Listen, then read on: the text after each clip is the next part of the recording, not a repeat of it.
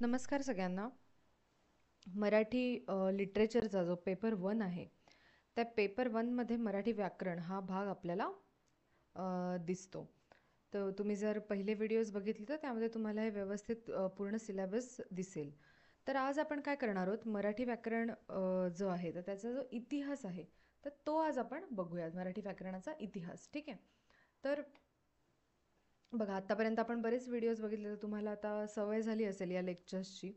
तर शेतकऱ्याचा असूड झालं किंवा जाहीरनामा, संध्याकाळच्या कविता, हे सगळं आपण बघितलं आहे. पण मराठी व्याकरणाची सुरुवात आपण करूयात. म्हणजे पेपर 1चं आपण जास्ती काही अजून घेतलं नव्हतं, तर व्याकरणापासून आपण आता सुरू करू.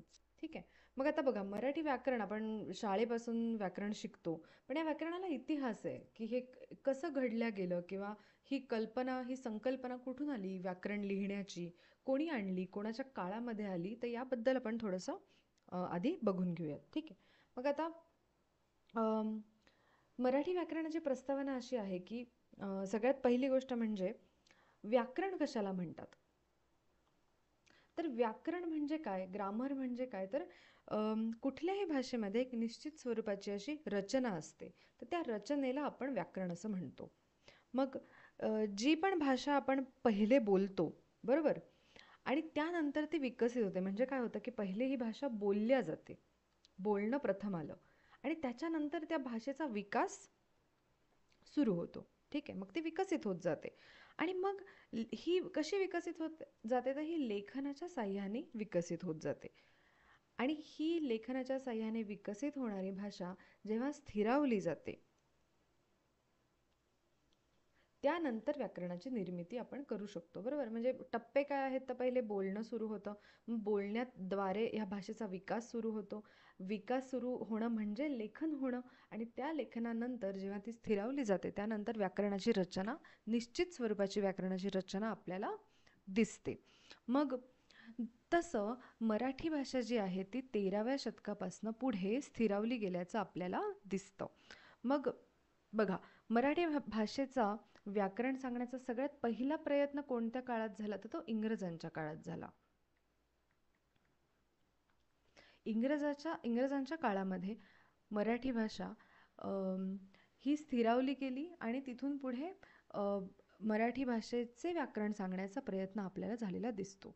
मग बघा, जेव्हा इंग्रज भारतामध्ये आले, तेव्हा इंग्रजांना तर इंग्रजी भाषा अवगत होती, प्रादेशिक भाषा त्यांना अवगत नव्हती. मग इंग्रजी अधिकाऱ्यांना ही प्रादेशिक भाषा अवगत असणे खूप गरजेचं होतं. त्यामुळे म्हणजे ह्या गरजेतून आपल्याला व्याकरणाचं लेखन केलं गेल्याचं दिसतं. ठीक आहे. म्हणजे काय की इंग्रजी अधिकाऱ्यांना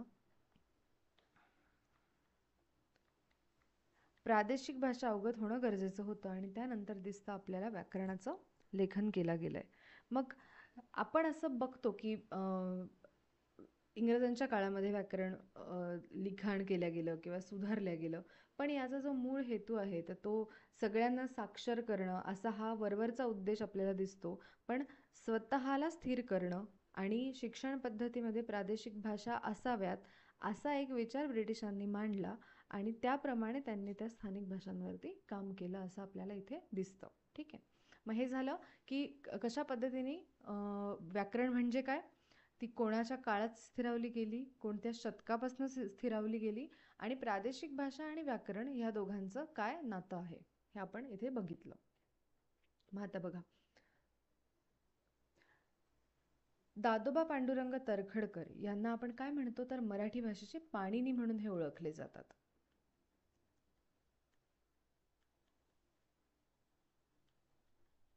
तर त्यांचं असं म्हणणं आहे की या देशामध्ये अजूनही कोणास व्याकरण ठाऊक नाही, आणि त्यांना जराही आश्चर्य वाटत नाही. कोणाला, ज्यांना व्याकरण ठाऊक नाही, त्यांना फार काही आश्चर्यही वाटत नाही. अगदी थोर लोक आणि पुराणिक लोक हे सुद्धा व्याकरण विषयी समजून घेण्याचे श्रम घेत नाहीत, असं तर्खडकर यांचं मत तेव्हा त्यांनी मांडलं. मग हे जे मराठीचं व्याकरण आहे ना, हे इंग्रजी व्याकरणाच्या धर्तीवरती लिहिलं गेलं, आणि त्यामध्ये संस्कृत व्याकरणाच्या रचनेप्रमाणे सूत्र, संज्ञा हे नव्हतं. ठीक आहे. मराठीचं व्याकरण हे इंग्रजी व्याकरणाच्या धर्तीवर लिहिलं गेलं, मग त्यामध्ये संस्कृताप्रमाणे सूत्र किंवा संज्ञा हे नव्हतं. तर इंग्रजीमध्ये जशा व्याख्या असतात आणि त्याला पोषक अशी जी उदाहरणं असतात, ठीक आहे, त्याच्यातले नियम असतात, त्याच्यातले अपवाद असतात, ही रचना आपल्याला मराठी व्याकरणात सुद्धा जाणवते. ठीक आहे, तर ही रचना इंग्रजी व्याकरणाच्या धर्तीवर आपण तयार केली गेली आहे. मग जेव्हा हे मराठी व्याकरणकर्ते होते, ज्यांनी व्याकरणाचं लिखाण केलं, तर आपल्याला असं जाणवतं किंवा आपल्याला असं दिसतं की त्या काळामध्ये बरेचसे जे मराठी व्याकरण लिहिणारे व्याकरणकार होते ते शिक्षक आणि अध्यापक होते, हुद्द्यानी. मग त्यांचा सगळ्यात महत्त्वाचा अनुभव काय होता, तर शिकवण्याचा अनुभव हे त्यांचं सगळ्यात पहिलं महत्त्वाचं भांडवल होतं. आणि त्यांना इंग्रजीच्या किंवा संस्कृताच्या अभ्यासक्रमाचा सुद्धा थोडाफार परिचय होता. आणि या सगळ्या ज्ञानाच्या आधारावरती या व्याकरणकारांनी मराठीतलं व्याकरण लिहिलं आहे असं आपल्याला जाणवतं. आता इथे आपण काय बघितलं, तर दादोबा तर्खडकर ह्यांचा जो विचार आहे तो आपण बघितला. मग कशाच्या धर्तीवरती मराठी व्याकरण लिहिलं गेलं, तर इंग्रजी व्याकरणाच्या धर्तीवरती. कशा पद्धतीचं इंग्रजी व्याकरण असतं, त्यामध्ये व्याख्या असतात, उदाहरणं असतात, नियम असतात, अपवाद असतात. आणि लिखाण करते कोण होते, लिहिणारे कोण होते, तर अध्यापक आणि शिक्षक होते, ज्यांचा सगळ्यात महत्त्वाचा अनुभव काय होता, तर शिकवण्याचा त्यांना सगळ्यात महत्त्वाचा अनुभव होता. बरोबर. तर हे मराठी व्याकरणाच्या इतिहासातला दुसरा भाग आपण बघितला. मग आता बघा, हे जे दादोबा पांडुरंग तर्खडकर आणि जोशी हे जे होते, तर यांनी काय केलं, तर दोन स्वतंत्र विचार त्यांनी मांडले. तर त्यांचे विचार काय होते, तर एक होतं शालेय स्तरावरचं व्याकरण आणि एक होतं प्रौढबोधक असं व्याकरण. म्हणजे काय की एक लहान मुलांना कळेल असं एक व्याकरण, शाळेतल्या मुलांना कळेल असं व्याकरण आणि प्रौढांना कळेल असं व्याकरण, अशा दोन, म्हणजे मोठ्या लोकांना कळेल असं व्याकरण. आणि असे दोन विचार मांडले आणि त्यांनी दोन पद्धतीने व्याकरण लिहिल्याचं आपल्याला मराठी व्याकरणाच्या इतिहासामध्ये दिसतं. मग जे दुसऱ्या पद्धतीचे व्याकरणकर्ते आहेत, म्हणजे कोण, खेर, नवलकर, केळकर, तर हे दोन्ही प्रकारचं व्याकरण हे एकत्र लिहितात असं आपल्याला इथे जाणवतं. असे दोन प्रवाह आपल्याला मराठी व्याकरण लिखाणकर्त्यांमध्ये जाणवतात. पहिलं आहे ज्यांनी दोन भागामध्ये या व्याकरणांना विभागलं आणि दुसरे आहेत ज्यांनी एकत्ररित्याच हे व्याकरण लिहिलंय. मग कृष्णाशास्त्री चिपळूणकर, गुंजीकर, दामले, तर यांचं जे व्याकरण क्षेत्र आहे या दोनपेक्षा आपल्याला थोडंसं वेगळ्या पद्धतीने जाणवतं. हे मी तुम्हाला का सांगते, तर तुम्हाला हे जे व्याकरणकर्ते आहेत तर त्यांचं निदान नाव तरी माहिती पाहिजे, की मराठी व्याकरणाच्या विकासामध्ये कोणकोणत्या लोकांचं योगदान आहे हे आपल्याला माहिती पाहिजे. तर आपल्याला हे दोन प्रवाह कळाले, एक तर्खडकर जोशी यांचा प्रवाह, एक खेर, नवलकर, केळकर यांचा प्रवाह. पण कृष्णाशास्त्री चिपळूणकर किंवा गुंजीकर, दामले, तर यांचं क्षेत्र थोडंसं व्यापक आपल्याला जाणवतं. तर हे कशा पद्धतीचं लिहितात, तर थोडंसं वर्णनात्मक, आदेशात्मक, ऐतिहासिक अशा पद्धतीचं व्याकरण या तिघांनी किंवा अशा प्रवाहाच्या लोकांनी, व्याकरणकर्त्यांनी लिहिल्याचं आपल्याला जाणवतं. मग हे तर झालं तीन प्रवाह. आपण हा एक बघितला आणि एक वर्णनात्मक, आदेशात्मक किंवा ऐतिहासिक असा प्रवाह बघितला. मग यामध्ये काही इंग्रजी व्याकरणकर्त्यांचा किंवा इंग्रजी माणसांचा सुद्धा सहभाग आपल्याला आढळतो. तर एल्फिस्टन, रॉबर्ट मनी, जेम्स मोल्सवर्थ, तर यांचं असं म्हणणं होतं की मराठी भाषेला कोणत्याही प्रकारचं वाङ्मय नाहीये आणि मराठी भाषा ही फक्त व्यापारी, शेतकरी अशा वर्गाची बोलीभाषा आहे. म्हणजे मराठी भाषा ही बोलीभाषा आहे, साहित्याची किंवा वाङ्मयाची भाषा नाही आहे, असं इंग्रजी लोकांनी, व्याकरणकर्त्यांनी मराठीबद्दल बोललं. मग जर या मराठीमध्ये वाङ्मयच नाही तर व्याकरण कुठून येणार, हे आश्चर्याची गोष्ट म्हणजे दादोबा तर्खडकर सुद्धा बोलताना आपल्याला काही संदर्भांमध्ये दिसतं. तर त्यांचं असं म्हणणं होतं की मराठीमध्ये वाङ्मयच नाही आहे तर व्याकरण कुठून येणार. मग मराठीचं जे व्याकरण होतं हे इंग्रजांच्या प्रेरणेमधनं तयार केलं, अशी सुरुवातीच्या काळातल्या व्याकरणकर्त्यांची भूमिका होती. तुम्हाला वाटतं का ही भूमिका बरोबर होती? मराठी व्याकरण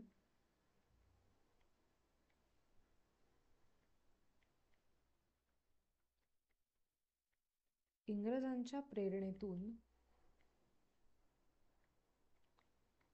तयार केले गेले. ठीक आहे, अशी भूमिका आपल्याला सुरुवातीचे व्याकरणकर्ते घेताना दिसतात.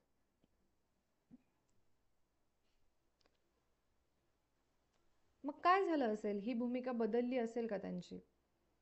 पुढे बघू आपण. मग जेव्हा मध्ययुगामध्ये मराठी वाङ्मयाचा अभ्यास झाला, मग काही पुस्तकं बघितल्या गेली, काही वाङ्मय वाचल्या गेलं, आणि तेव्हा मराठी साहित्याची जी परंपरा आहे ती मध्ययुगाच्या काळापासून समृद्ध आहे या गोष्टींची जाणीव लोकांना झाली. आणि मग त्यानंतर महानुभव पंथामधलं एक पहिलं व्याकरण मराठीचं जे होतं, म्हणजे काय की इंग्रजांनी मराठीचं व्याकरण पहिले नव्हतं लिहिलं, तर एक पंचवर्तिक नावाचं मराठीचं पहिलं व्याकरणाचं लेखन केल्या गेलं, असं उजेडात आलं. तर हे कोणी केलं? तर हे महानुभव पंथातले भीष्माचार्य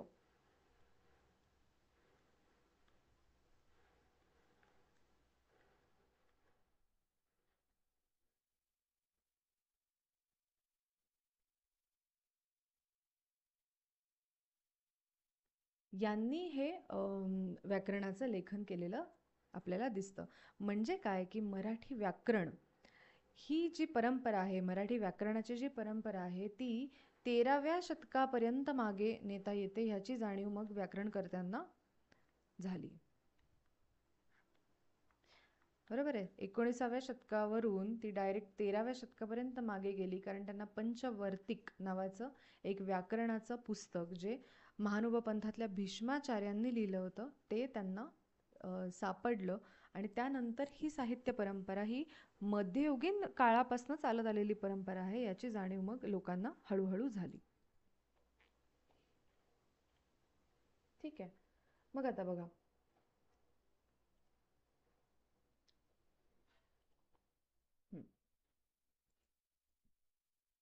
तर आता कसं आहे की दोन पद्धतीचे लेखक आपल्याला जाणवतात. जसं वर आपण बघितलं बघा की एक प्रवाह काय म्हणतो, एक प्रवाह म्हणतो की शालेय स्तराचं जे व्याकरण आहे ते वेगळ्या पद्धतीचं व्याकरण लिहिलं आहे, आणि प्रौढ बोधक असं एक वेगळ्या पद्धतीचं व्याकरण लिहिलं गेलं. हा एक. मग एक प्रवाह काय म्हणतो की एकत्ररित्याच मराठीचं व्याकरण लिहिलं गेलं एका प्रवाहाकडनं, आणि हे दुसऱ्या प्रवाहाकडनं.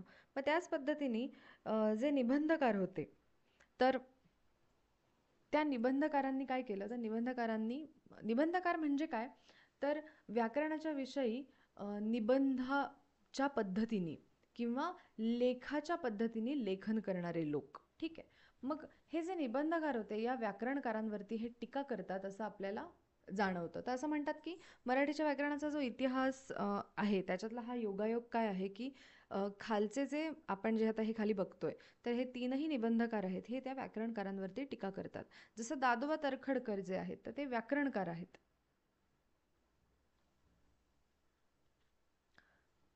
आणि कृष्णशास्त्री चिपळूणकर जे होते ते काय होतं, तर व्याकरणाविषयी निबंध लिहिणारे होते. बरोबर. जसं मी तुम्हाला सांगितलं, लेख लिहिणारे, निबंध लिहिणारे. तर दादोबा तरखडकर हे व्याकरणकर आणि कृष्णशास्त्री चिपळूणकर हे व्याकरण विषयक निबंध लिहिणारे होते. मग तशाच पद्धतीने राभी जोशी हे व्याकरणकार होते, तर गुंजीकर हे निबंधकार होते. आणि दामले हे आपल्याला व्याकरणकार दिसतात आणि राजवाडे हे निबंधकार दिसतात. मग हे तीनही व्याकरणकारांनी कशा पद्धतीने लिहिलं आपण मगाशीच बघितलं. व्याकरणकार हे इंग्रजीच्या धर्तीवरती व्याकरण लिहितात, बरोबर.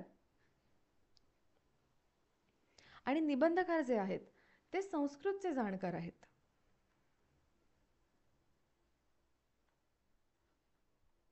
म्हणून आपल्याला जाणवतं की हे निबंधकार नेहमी या व्याकरणकारांवरती टीका करतात, कारण की त्यांचा असा आग्रह होता की मराठीचं व्याकरण जे आहे ते संस्कृतच्या धर्तीवरती रचले जावे, असा त्यांचा आग्रह होता.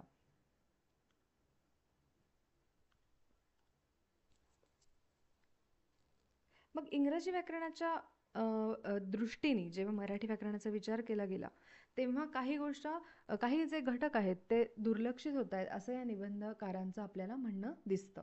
म्हणून त्यांचं असं म्हणणं होतं की संस्कृतच्या धर्तीवरती व्याकरण लिहावे. मग झालं काय, सगळ्यात शेवटी आपण काय केलं, तर आपण दोन्हीची सांगड घालून इंग्रजी आणि संस्कृत ह्याच्या एकत्ररित्या आधुनिक व्याकरणाची सुरुवात आपल्याला झालेली दिसते. ठीक आहे. म्हणून हा सगळा सांगण्याचा अट्टहास मी केला की निबंधकार म्हणजे कोण, व्याकरणकार म्हणजे कोण, किंवा कोणी कोणावरती टीका केली, यावरनं अजून आपल्याला मराठी व्याकरण व्यवस्थित पद्धतीने समजतं. मग जसं बघा आता, इंग्रजी व्याकरणाचा परिणाम म्हणजे आपण काय लिहितो, तर आपण शब्दजात किंवा शब्द, नंतर वाक्याचे पृथक्करण, वाक्य पृथक्करण, तर हे नंतर तुम्हाला सगळं हळूहळू कळेल. प्रयोग, हे तर माहितीच आहे, प्रयोग, वर्ण, ह्या सगळ्या ज्या गोष्टी आहेत, ठीक आहे, हे सगळं इंग्रजी धर्तीवरती केलंय. पण विकरण व्यवस्था जी आहे किंवा विवेचन, ठीक आहे, काही प्रमाणात प्रयोगाचा भाग, हे संस्कृताच्या धर्तीवरती केल्या गेलं.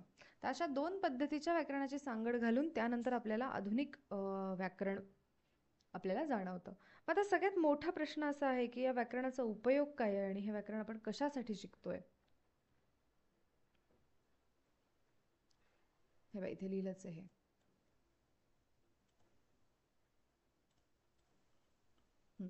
आता बघा, आता हे जे व्याकरण आहे, आता मराठी बोलीभाषा तर आपल्याला व्यवस्थित येते. आपण महात्मा फुल्यांचं जे साहित्य बघतो तर त्यामध्ये तर बोलीभाषेचा वापर आहे. मग असं सगळं असताना हे व्याकरण का शिकायचं, गरज काय आहे हे व्याकरण शिकण्याचं, तर आपण आता एक एक गोष्ट जाणून घेऊयात की असं का. तर बघा, सगळ्यात महत्त्वाचा उद्देश काय असतो कुठल्याही भाषेचा, तर कुठल्याही स्तरावरती जेव्हा भाषा बोलली जाते, कुठल्याही शहरात बोलली जाऊ दे, कुठल्याही विभागात बोलली जाऊ दे, तर एकसूत्रीपणा भाषेमध्ये असावा, बरोबर, असा भाषेचा उद्देश असतो. का बरं असा एकसूत्रीपणा असण्याचं काय कारण आहे, तर जेव्हा कुठल्याही राज्यस्तरावरती किंवा देशाच्या स्तरावरती कुठल्याही गोष्टींची चर्चा जेव्हा होते, तेव्हा तिकडचे जे नागरिक आहेत, तिकडचे जे लोक आहेत, त्या लोकांना एका पद्धतीच्या भाषेमध्ये कुठल्याही सूचना देणं किंवा एकमेकांशी संभाषण करणं, या गोष्टी एका माध्यमातून करता आल्या पाहिजेत. तर हा एकसूत्रीपणा भाषेमध्ये गरजेचा असतो, ठीक आहे. मग असं म्हणतात की प्रत्येक मैलांवरती भाषा बदलते आणि हे जे भाषेचं स्वरूप आहे, मग ते त्यामुळे ठरवावं लागतं. कारण असं जर झालं की आपण महाराष्ट्राचा विचार केला तर विदर्भ साईडची भाषा वेगळी, मराठवाड्याची वेगळी, पश्चिम महाराष्ट्रातली वेगळी, बरोबर ना. अशा पद्धतीचा जर आपण विचार केला महाराष्ट्राचा, तर तिथे हा एकसूत्रीपणा आपल्याला गरजेचा दिसतो, कारण की प्रत्येक मैलावरती भाषा बदलते. मग जेव्हा व्याकरण तयार केलं गेलं, तेव्हा असा मराठीतला हा जो सगळा गुंता होता, हा काढून टाकून तिला एका नियमामध्ये बसवायचं असं ठरवलं, आणि तो त्या लेखनामागचा, त्या व्याकरण लिहिण्यामागचा हेतू होता.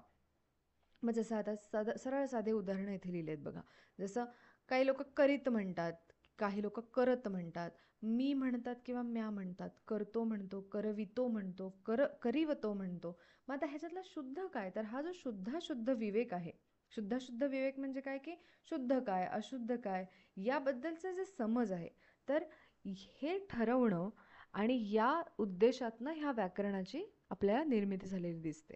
मग तरखडकरांचं ह्याबद्दल काय म्हणणं आहे, जसं मी मगाशी म्हणाले की त्यांना मराठी भाषेचे पाणिनी आपण म्हणतो, तर ते असं म्हणतात ह्यामध्ये की व्याकरण हा ज्ञानाचा मुख्य उद्देश आहे.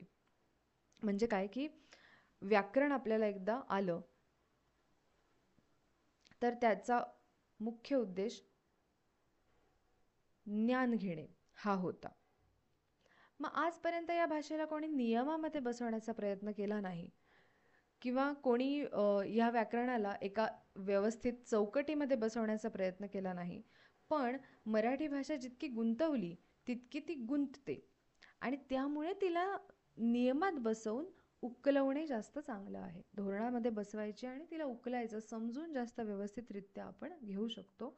म्हणून व्याकरणाला नियमात आणावे आणि ती उकलावी आणि धोरणात बसवावे, असं तरखडकर यांचं मत आपल्याला इथे दिसतं.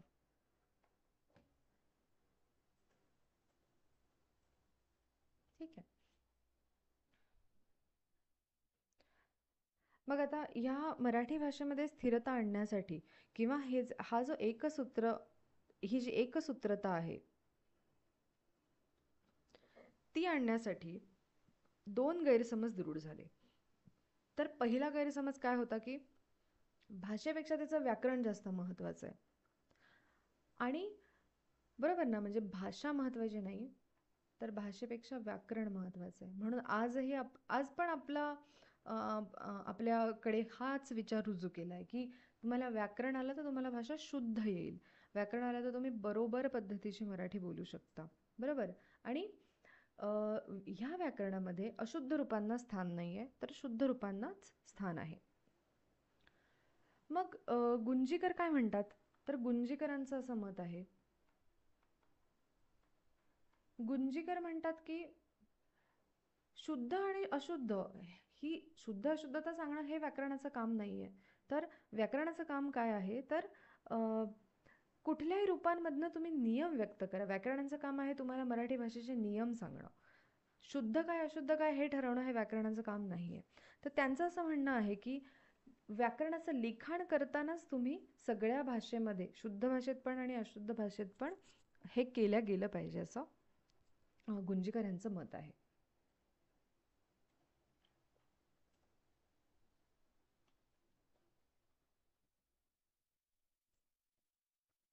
आता बघा, अरविंद मंगळूरकर हे पण एक होते.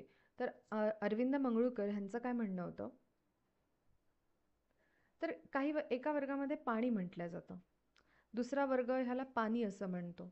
तर त्यांचं असं म्हणणं होतं की कुठलाही शब्द शुद्ध किंवा अशुद्ध नसतो, तर त्या वर्गावरून ठरतं की तो वर्ग कुठल्या पद्धतीचा शब्द वापरतो. मग असं म्हणतात की पाणी किंवा खूप किंवा पुष्कळ असं म्हणणारा जो वर्ग आहे तो प्रतिष्ठित पद्धतीचा वर्ग समजला जातो.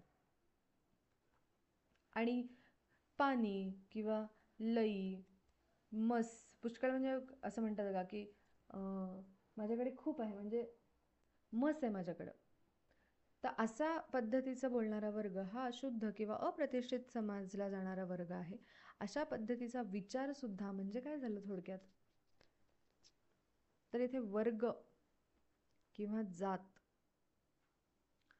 जी व्यवस्था होती ती रुजवण्याचं काम सुद्धा आपल्याला इथे मराठी व्याकरणाने केलेलं दिसतं. म्हणून मराठी व्याकरणाच्या इतिहासाचा अभ्यास करणं गरजेचं आहे, की याच्यामध्ये हा जो हेतू आपल्याला दिसतो, की अभ्यासाचा सुद्धा हेतू ही वर्गव्यवस्था, जातव्यवस्था हे सगळं रुजवण्याचं काम करतं हे आपल्याला इथे जाणवतं. तर मग एका समाजाला कमी प्रतीचं समजायचं आणि दुसऱ्या समाजाला श्रेष्ठ प्रतीचं समजायचं, तर अशा पद्धतीच्या मानण्याला भाषिक विकासामध्ये स्थान नाही द्यायला पाहिजे. तर ही दोन्ही रूपं जी आहेत ती त्या त्या समाजामध्ये शुद्ध आहेत आणि त्या त्या दुसऱ्या समाजामध्ये अशुद्ध आहेत, अशी आपली मराठी भाषा आहे. असं त्याचं जे महत्त्व आहे ते आपल्याला या व्याकरणकारांनी पटवून दिलं. म्हणजे जशी जशी मराठीची उत्पत्ती झाली, जसं जसं मराठीचा विकास झाला, तसं आपण समजलो की असं अजिबात नाही आहे. पण हा विचार म्हणून आपण समजलो, पुस्तकाद्वारे नाही म्हणत आहे मी, आपण असं समजलो.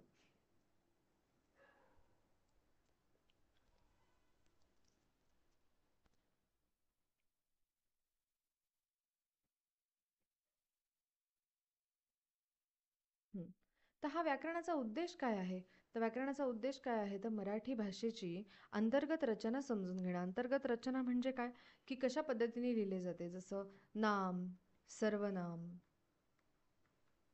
क्रियापद, ठीक आहे, कुठे विशेषण वापरायचे, म्हणी कुठे वापरायच्या, ही जी अंतर्गत रचना आहे भाषेची, म्हणजे ह्या ज्या सुंदर पद्धतीने ही भाषा विकसित होतीये, तर ती रचना समजून घेण्याचा उद्देश मराठी व्याकरणाचा आहे. आणि दोन पद्धतीच्या भाषा आपण बघतो, की एक आहे बोलण्याची भाषा, एक आहे लिहिण्याची भाषा.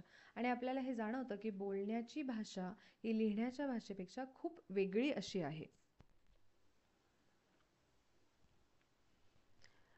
पण बोलण्याची भाषा पूर्ण नाही, म्हणजे बोलण्याची भाषा आपण असं म्हणू शकतो की ही समग्र स्वरूपाची भाषा नाही आहे, तर समग्र स्वरूपाची म्हणजे संपूर्ण भाषेला समाविष्ट करणारी अशी लिहिण्याची भाषा आपण म्हणतो.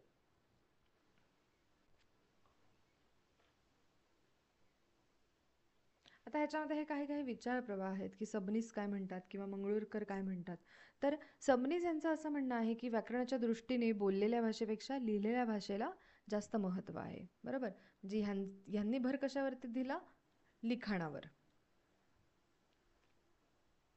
मग त्यांचं असं म्हणणं आहे की पद्यापेक्षा गद्याला आणि काव्य, नाटक इत्यादीपेक्षा इतिहास, तत्वज्ञान या वाङ्मयाच्या लिखाणाला जास्त महत्त्व आहे, असं सबनीस यांचं म्हणणं आहे. मग मंगरुळकर काय म्हणतात, तर मंगरुळकर म्हणतात की बोलण्याची भाषा प्रमुख आहे आणि लिखाणाची भाषा दुय्यम आहे. म्हणजे ह्यांनी कशावरती भर दिला, तर ह्यांनी बोलण्यावरती जास्त भर दिलेला जाणवतो.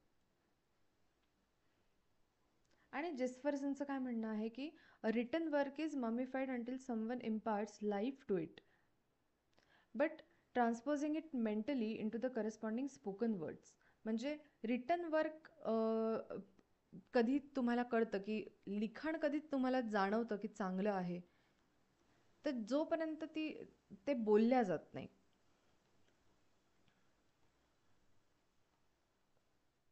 And thus we are in many ways reminded of the important truth that grammar should deal in the first instance with sounds and only secondarily with letters. म्हणजे काय की जेस्फरसन ह्यांनी कशावरती भर दिला, ते असं म्हणतात की ग्रामर जे आहे, व्याकरण जे आहे, ते सगळ्यात पहिले बोलण्यावरती निर्धारित पाहिजे, शब्दांवरती नाही. म्हणजे जेस्फरसन आणि सबनीस, जेस्फरसन आणि मंगरुळकर ह्या दोघांचा एकच मतप्रवाह आपल्याला इथे जाणवतो. मग सहस्त्रबुद्धे असं म्हणतात की व्याकरण जे आहे ते बोलण्याच्या भाषेचे असावे, सॉरी लिहिण्याच्या भाषेचे असावे. म्हणजे परत हे कशाला करतात, तर हे लिखाणावरती जास्त भर देतात.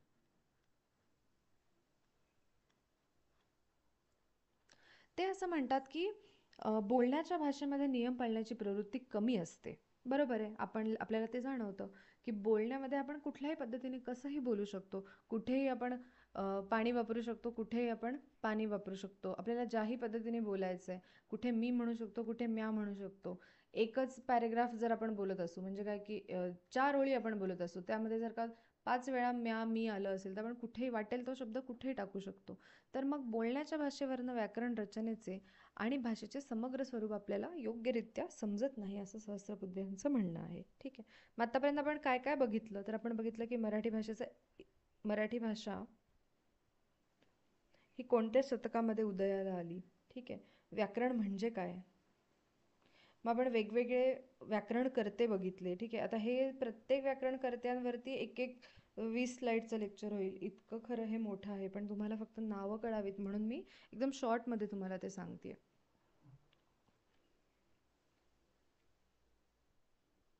मग जसं आपण आता बघितलं की लेखन आणि बोलणं ही भाषेची 2 रूपं आहेत. मग मूळ रूप कुठलं आहे, तर बोलणं हे मूळ रूप आहे. ठीक आहे. पण जसं बघा, आता आपण घटना लिहिली ना, कॉन्स्टिट्यूशन, तर लिखाण म्हणजे मराठी व्याकरणाची घटना आपण असं म्हणू शकतो. म्हणजे व्याकरणाचं लिखाण हे मराठी भाषेची घटना आहे असं आपण म्हणू शकतो. तर ही घटना शोधताना व्याकरणाने कोणत्या रूपाला प्रमाण मानावं याचं उत्तर शोधताना फक्त मूळ रूप घेऊन पुरेल का, नाही. तर त्याच्यासोबत आपल्याला त्याचं लेखन, त्याचा फ्लो, आपल्याला त्याचा प्रवाह काय आहे तो आपल्याला बघावा लागेल. तर म्हणून लेखन कुठे महत्त्वाचं ठरतं, जिथे घटना लिहिण्याची, म्हणजे काय, की जिथे काही गोष्टी नमूद करण्याची वेळ येते, तेव्हा आपल्याला लेखन महत्त्वाचं ठरतं. त्यामुळे आपल्याला व्याकरण महत्त्वाचं ठरतं, कारण आपल्याला तिला कशात बसवायचं, तर आपण तिला काही विशिष्ट नियमात बसवायचं. त्यामुळे मग बोलतानाचा जो ध्वनी असतो तो अस्थिर असतो, चंचल असतो, आणि त्याला स्थिरता देण्यासाठी आपण कशाचा आधार घेतो, तर त्याला स्थिरता देण्यासाठी आपण लिपीचा आधार घेतो. जसं मी तुम्हाला मगाचं ते उदाहरण मी, म्या, पाणी, पाणी हे सांगितलं. मग बोलताना काय होतं, तर बोलताना ह्या नियमांकडे, हे नियम जे आहेत ते मोडण्याकडे बोलणाऱ्याचा कल असतो, किंवा आपण बोलताना नियम पाळत नाही. पण लिखाणामध्ये आपण काही नियम हे कटाक्षाने पाळतो, आणि जर का नियमच अस्तित्वात नाही, तर मग त्याला घटना कशी, बरोबर आहे ना, ते एका चौकटीमध्ये कसं बसणार. म्हणून मराठी व्याकरणाचा उगम झालेला आपल्याला दिसतो. आणि म्हणून असं म्हणतात की व्याकरणाची जी वाढती समज आहे, तर त्याबरोबर म्हणजे जसा काळ मोठा होतोय, जसा काळ पुढे जातोय, त्याप्रमाणे आपल्यालाही व्याकरणाची जी वाढती समज आहे ती सुद्धा आपल्यासोबत पुढे जाते आहे. आणि मग जे शुद्ध भाषा, अशुद्ध भाषा याचा जो उपयोग आहे तर तो कुठे कशा पद्धतीने केला जातो हे आपल्याला समजतंय. आणि हे सगळं करण्यामागचं कारण काय आहे, तर माणसाचं जे कुतूहल आहे, त्या कुतूहलामुळे, ह्या प्रश्नांमुळे किंवा विचार करण्याच्या विवेकाच्या त्याच्या कपॅसिटीमुळे म्हणा किंवा क्षमतेमुळे व्याकरणाचा अभ्यास आपण करतो. ठीक आहे. मग आपला पहिला प्रश्न काय होता, की या मराठी व्याकरणाची गरज काय? तर तुम्हाला लक्षात आलं असेल, की या मराठी व्याकरणाची गरज काय आहे? ठीक आहे. तर हा होता मराठी भाषेचा इतिहास, त्याचा भाग 1. आता आपण पुढे सगळं सुरू करू. नाम, सर्वनाम, प्रत्येकच गोष्ट आपण एकदम डिटेलमध्ये बघू. पण तुम्हाला साधारण अंदाज आला असेल, की मराठी व्याकरणाचा इतिहास म्हणजे कुठून सुरू झाला. ठीक आहे. धन्यवाद.